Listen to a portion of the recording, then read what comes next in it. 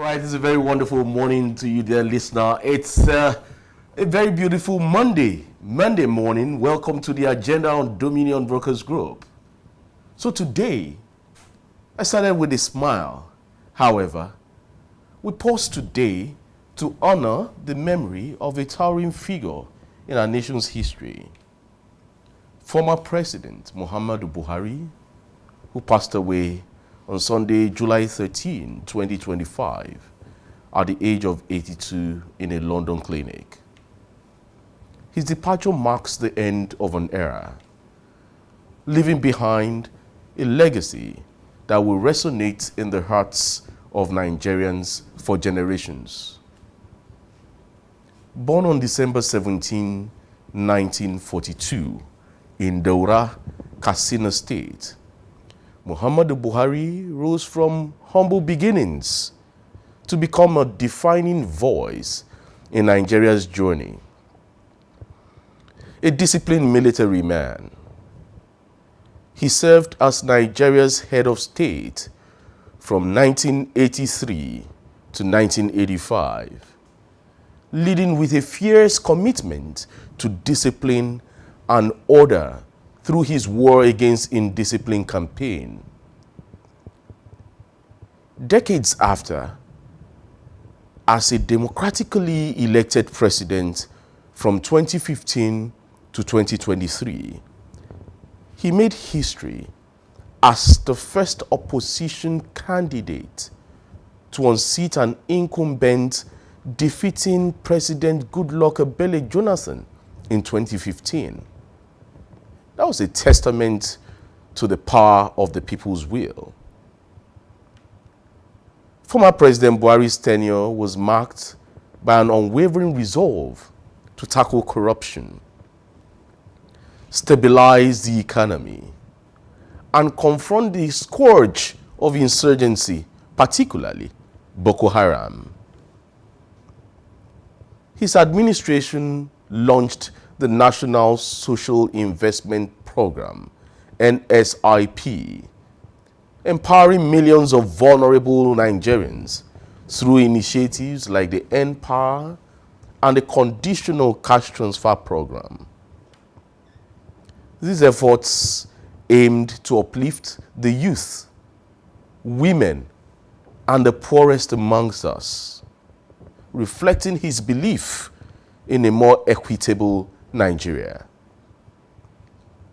Though his leadership faced challenges, economic hardships, persistent insecurity, and criticism over governance, Buhari's reputation for integrity remained unshaken.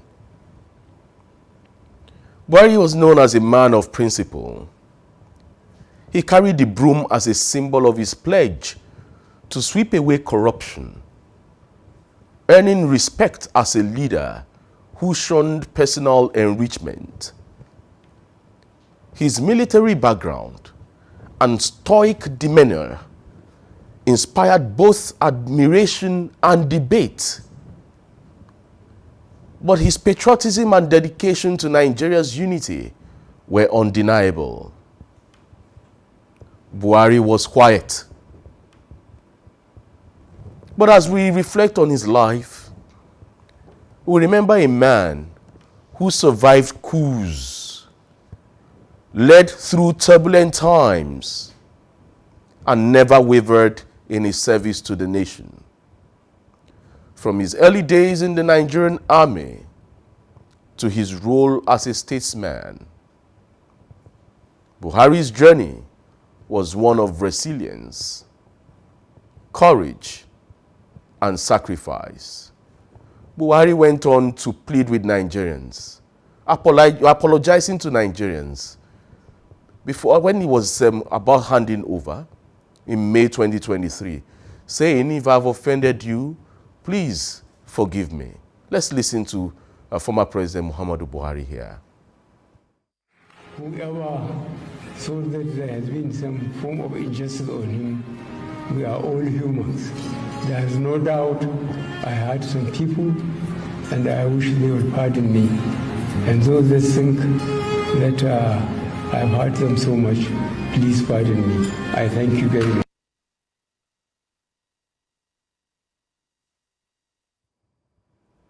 Former President Muhammadu Buhari there, he begged Nigerians to pardon him. Did Nigerians pardon him? Those that he offended, those that seem he might have meted injustice upon. Well, his health challenges, which took him to London for treatment in his final weeks, only underscored his human frailty, reminding us that even the mightiest amongst us are mortal. To his family, especially his widow, Aisha, and his children,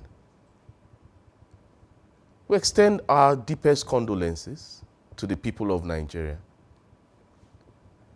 We share the grief, but also in the pride of a leader who tried to shape our nation's story.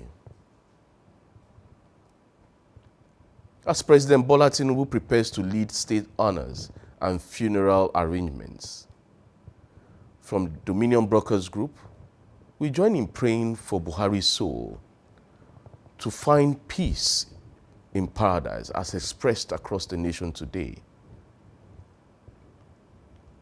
Former Vice President Professor Yemi Osinbajo paid a humorous tribute to his principal, former President Muhammadu Buhari, at the Femi Adesina's book launch.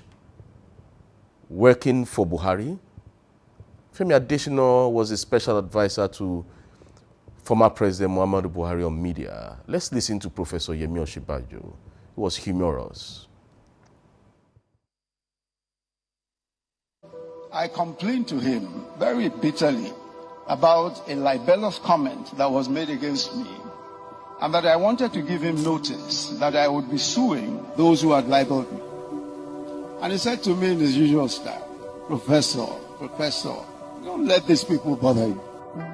Do you know what they did to me recently? They actually printed an invitation card that I was going to get married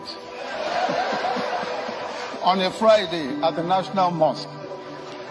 He said, and you won't believe Nigerians, there were thousands of them waiting for me at the National, waiting for me to come and get married. And to tell you that President Buhari was always ready to laugh at himself. Very hilarious former Vice President of the Federal Republic of Nigeria, Professor Yemi Osinbajo, saying these even while his principal, Muhammadu Buhari, was seated there. But Buhari is no more.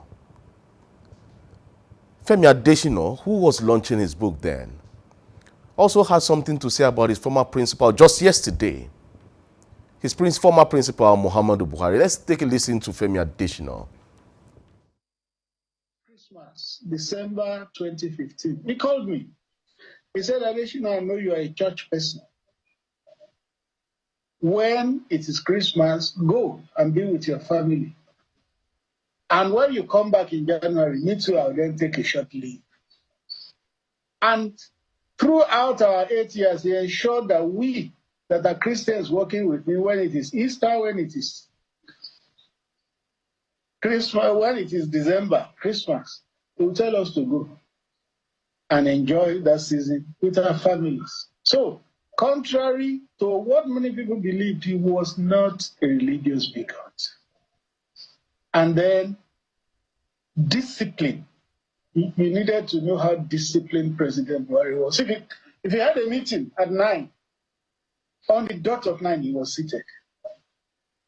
He would not say he's president and then he will come 1 hour late and not even render an apology and just start the meeting. No, he was not a person like that. He was a stickler for time. I guess that came from his military background. He was disciplined. And it was one of the things I admired in him. And of course, integrity. You cannot accuse President Buhari of anything that has the slightest affinity to corruption. I know the next question will be, so many people around him have been accused of corruption. But the thing is, you cannot link President Buhari with corruption in any way. Femi Adesina there. Femi Adesina was a special advisor, to former President Muhammadu Buhari on media.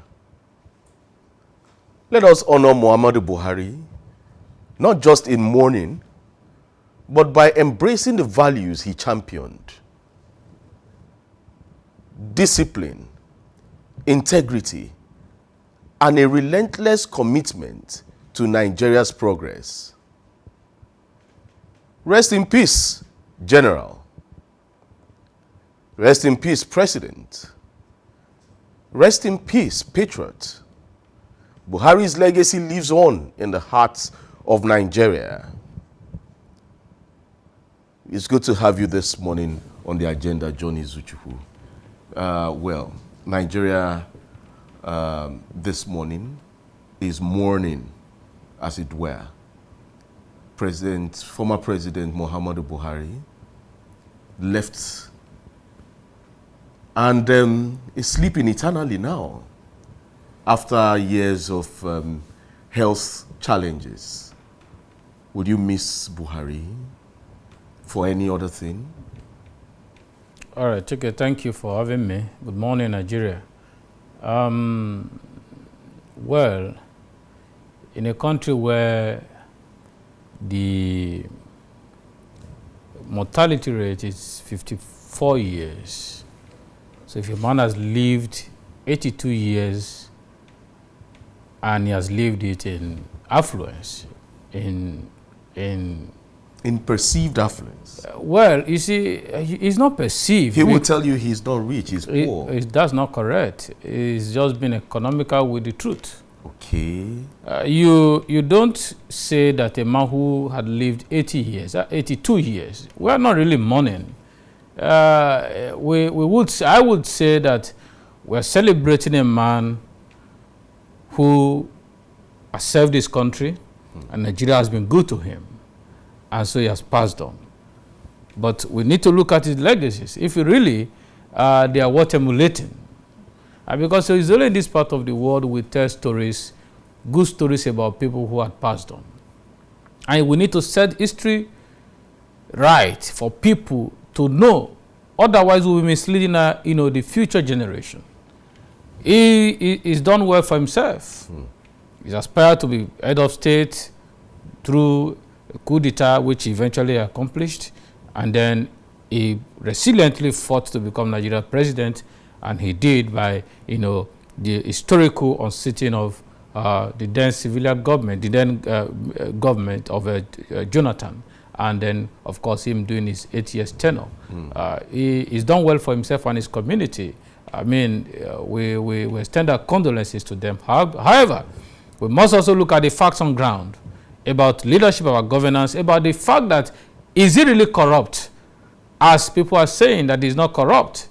Because he possessed the attributes of integrity. Chike is in the media. Most of the northerners come out to say that the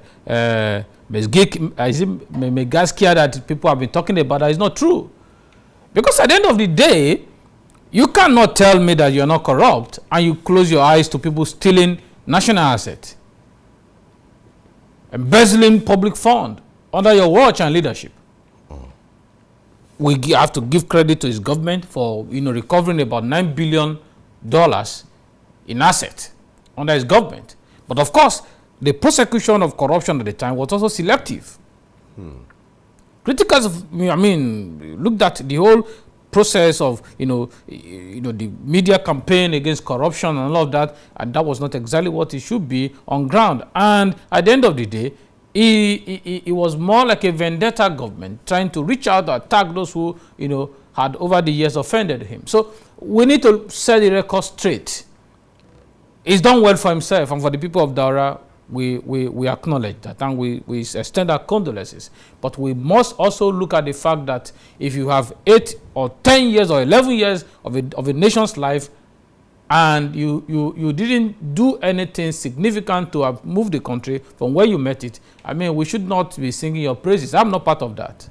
Are you now saying that former President Muhammadu Buhari has no footprints in the sands of Nigeria's time? Chike, let's begin from his military, the military interruption he led. Okay, so if you look at it as a military officer, in December 31, 1983, he seized power, ousted President Shagari, and became head of state. Today, let's start from there. Today, we are speaking against military interjection. Should that be emulated? But he became a repentant Democrat. Chike, you see, let's take the first one after the. You just raised him. I wanted to raise him. Yes. Now, today, we are all saying we do not want a military interjection. So, if a young Nigerian aspires to do the same, should we encourage him? No. There was a civilian government that was beginning to put things right. He came and interjected it, and he was one of those who took Nigeria far back. He became head of state from December 31, 1983 to August 1985. And then on August 27, 1985, his government was overthrown by the Major General then, Ibrahim Badamasi Babangida. And then he later became a convert, a repentant Democrat, as it were, where on December 10, 2014, he won the primaries, the presidential primaries of the All Progressives Congress, the amalgamation of several parties coming together. He became the presidential candidate of the All Progressives Congress on December 10, 2014. And then March 29, 2015, he was sworn in as the president of the Federal Republic of Nigeria, which he survived the turbulent times, health-wise and all that, for 8 years. Would you say he has not done anything worth seeing as a president, as a head of state? Let's even leave the military era where Nigerians have come out to even condemn. Even as a civilian head of state, are you saying there's no legacy? It would be unfair to say he did not do anything. Okay. But when you look at the effort he put into wanting to become Nigeria's president, and becoming the president, the democratic setting now. Yes. After 2-3 attempts, he finally became the president. One would expect that he was coming to transform Nigeria. That's why many of his loyalists and followers were disappointed, including those of us who are in the media. We were expecting that Nigeria was going to be transformed, and that was not what it is. I mean, it's obvious that the burden of governance that this government is battling with much of it was created by his government. And we did not to pretend about it. But you know one interesting thing about this whole thing? When President Bola Ahmed Tinubu became the president of the Federal Republic of Nigeria, many senators, many ministers have blamed the economic woes today on the Buhari administration. But Buhari is late today. You see tributes, lovely, well scripted. You see them, the same people who condemned his administration, saying that administration put Nigeria to where we are today, are the same people saying lofty things about him, even in death. Are you saying this issue of do not say anything negative about the dead is what is happening right now? Exactly. Among the political class? It's a cultural thing. And again, it's political sycophancy. People just want to be in the good book of those who are within the elite class. Do you understand? Yes. And so nobody wants to talk about the wrong of somebody who is gone to be, who is gone out of this world. But again, because those in the media and the civil society, we must set the record straight so that we don't create a wrong narrative. Nobody is saying that he's not done well for himself, for his family, and perhaps for his not for a section of Nigeria. Because under his government is a known fact. Nepotism got to the highest peak in this country. We had never seen it that way. It was as if it was a government of the North. And what does it look like now? Well, now you could say you have some element of nepotism tilting toward the West. But however, you could also see some measure of discretion being put in place to manage, the nepotic move. And that's why we ask questions again and again. I don't have anything against him. He's done well. We appreciate the fact that he volunteered to lead Nigeria. However, we must set the record straight. Under him, we got into multidimensional poverty. If you check the perception index about corruption, Nigeria was ranking very low. I mean, if you check foreign direct investment, we're ranking very low under his government. So everything was wrong. And we must understand. But he's done well. We appreciate and we extend our condolences to his family and to the nation at large. All right. Same yesterday, July 13, another tree fell in Nigeria. This time around, not a political tree, but a cultural and traditional tree fell. A tree that has been on ground since 1960. Obasikiru Kayode Adetona, the Awujale of Ijebuland. He was crowned at the age of 26 on the 2nd of April, 1960. And he eventually joined our illustrious ancestors yesterday, as announced. The longest serving monarch, as it were, in Nigeria. 65 years on the throne. Ijebu will miss Adetona.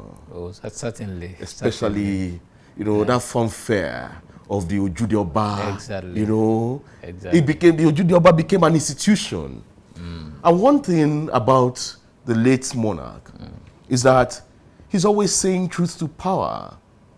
He's always, trying to put government on his toes, despite the fact that he always runs away from partisan politics.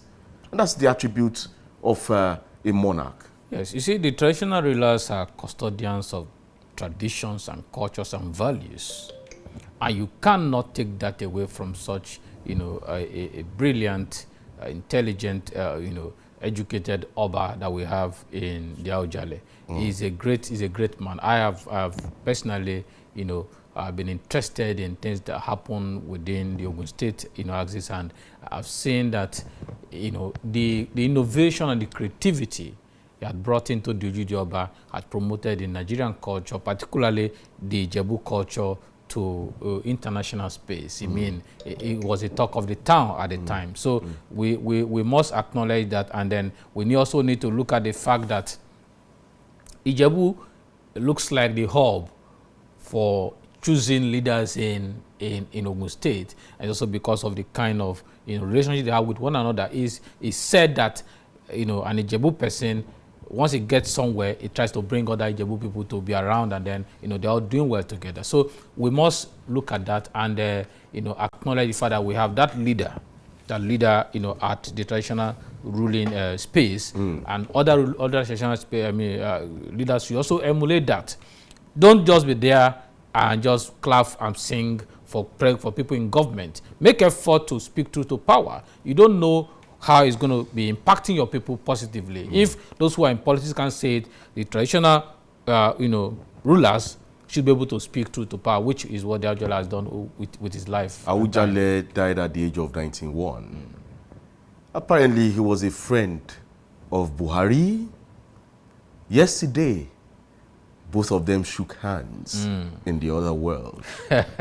I don't know if you were there, but so shaking hands in other world. Well, we commiserate with the people of Ogun State, Ijebu people in particular, and Nigeria at large, over the demise of the revered monarch of Obasikiru Kayode Adetona, the Awujale of Ijebu land.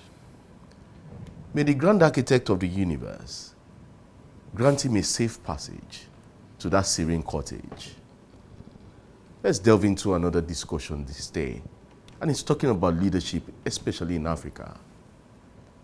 News broke over the weekend that Cameroon's long-serving president, Paul Biya, has officially declared his intention to run for an unprecedented 8th term in office, a move that could see him remain in power until he's nearly 100 years old. Power.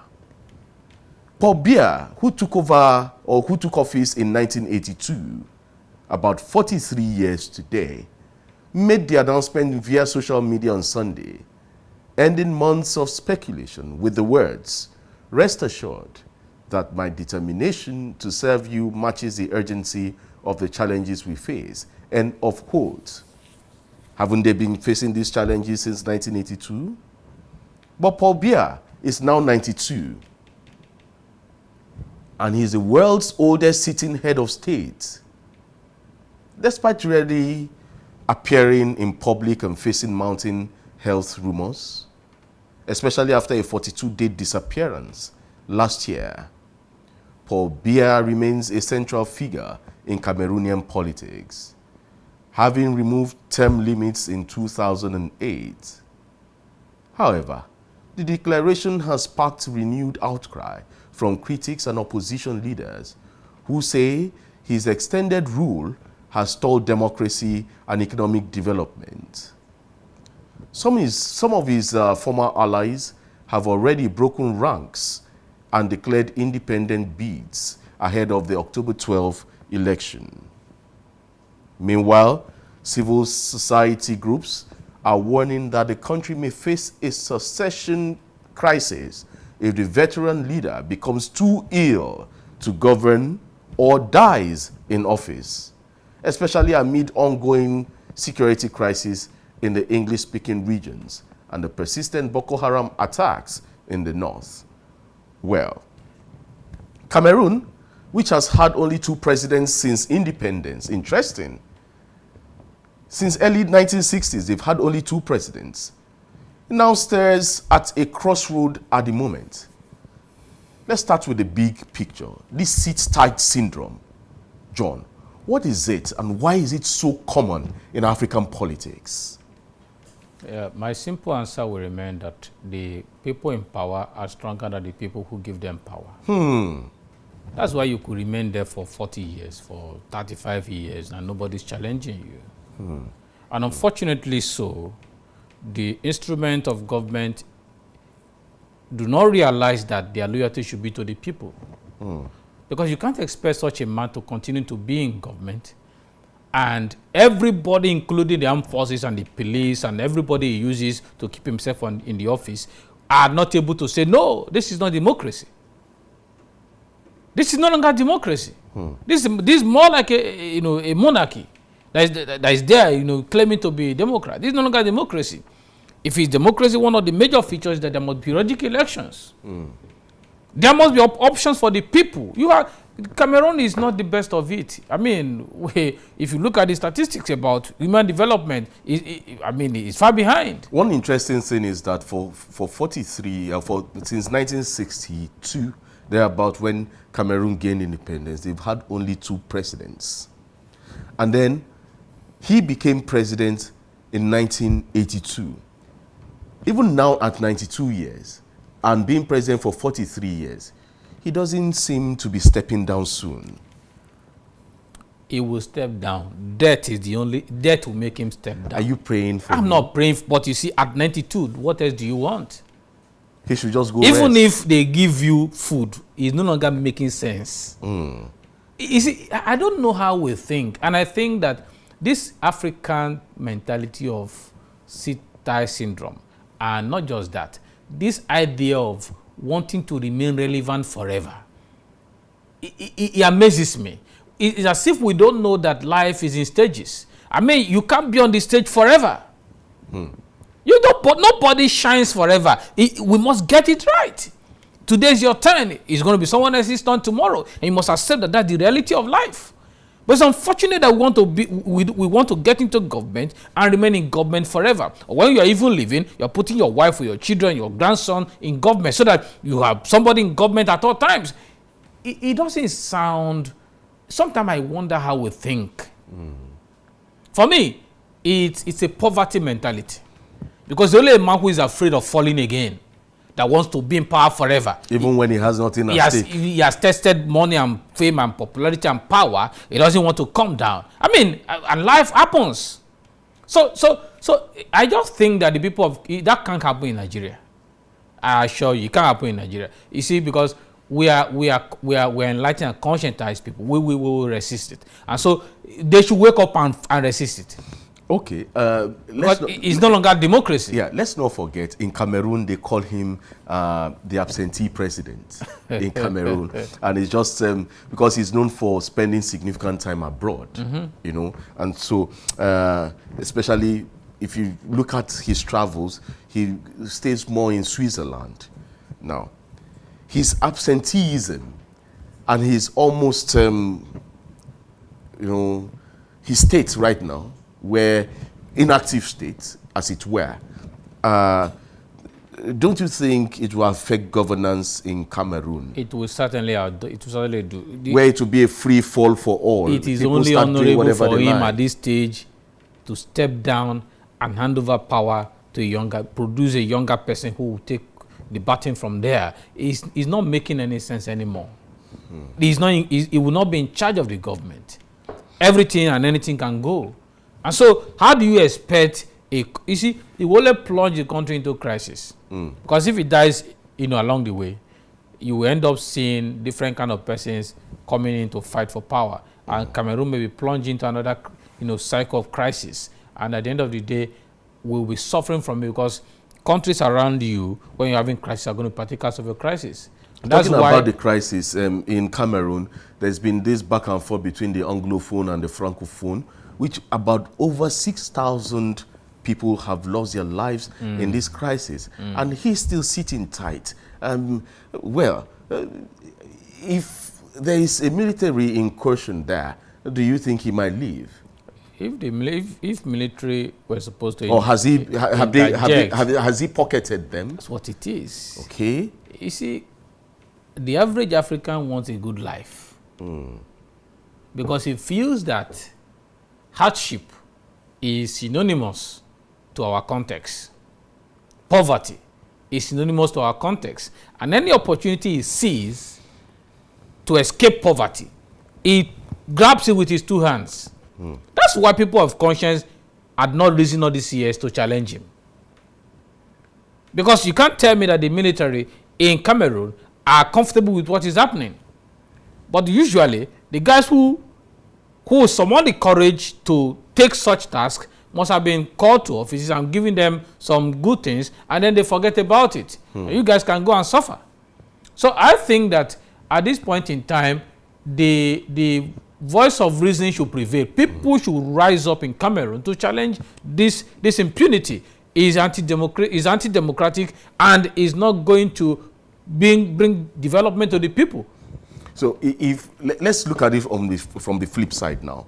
If people like Biya, that's leaders like Paul Biya, are perceived to have experience and continuity, why then do you condemn them? Why is Cameroon the way it is? What is the experience and continuity? What has it produced?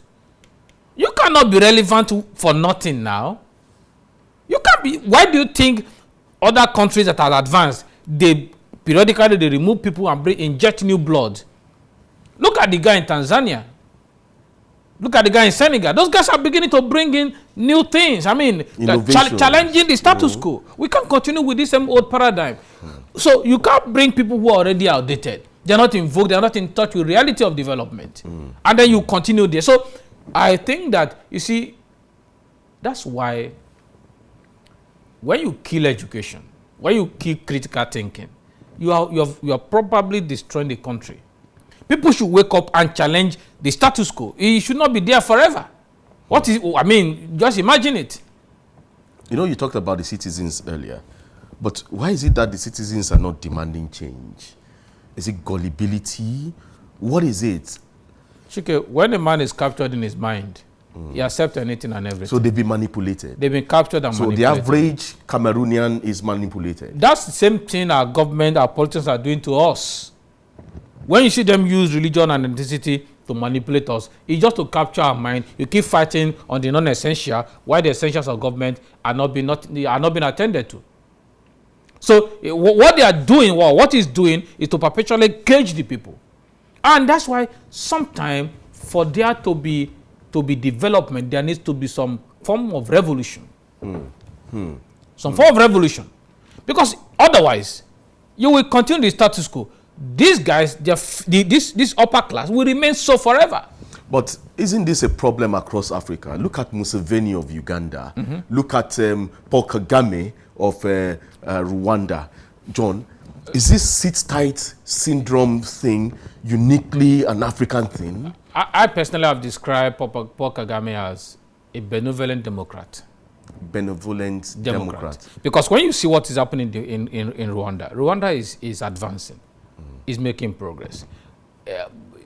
Maybe they've looked at the variant of democracy they need to adopt to make things work, or for sustainability. And he's trying to say, let's sustain what we have built or what we are doing for a while. I'm not a supporter of him remaining in power, but I'm saying that if you put him side by side all of these guys, you will see that Kagame has done much more for his people. He is more development oriented. He is more progressive in his thinking, in his actions. Museveni, and they go to periodic election. Yeah, he's been elected. Now Museveni of Uganda has stayed there for long too. However, all of a sudden, recently, Uganda have started picking up, especially the economy of Uganda. Well, Chike, no matter how things are, whether in all, you cannot remain there forever. That's the point. You should be able to step out, let others try it. You're not the best brain the country has. Is there a support from the West, especially France? Is there support? They are not happy that Kagame is there. No, I mean, for Paul Biya staying there for long. Is there a support from the West, especially France? There have been such insinuation. Okay. Because you see, France is a very mischievous country. How? That's a grave allegation. You see, it's not an allegation. Let me also tell you today, it's a known fact that some of the foreign mercenaries aiding terrorism in Nigeria are from France. Some of the NGOs they use in bringing in fund to sponsor terrorism is already in the media. I'm not the one saying it. You can Google it. They are there. Studies have found it out that they are not there for humanitarian activity. They are there to fund terrorism. They are there to support insurgency because they want to destabilize West Africa. Is their goal. And then it's unfortunate that we are not waking up to confront this. And as long as we allow this to continue, we will be playing at the mercy of the West.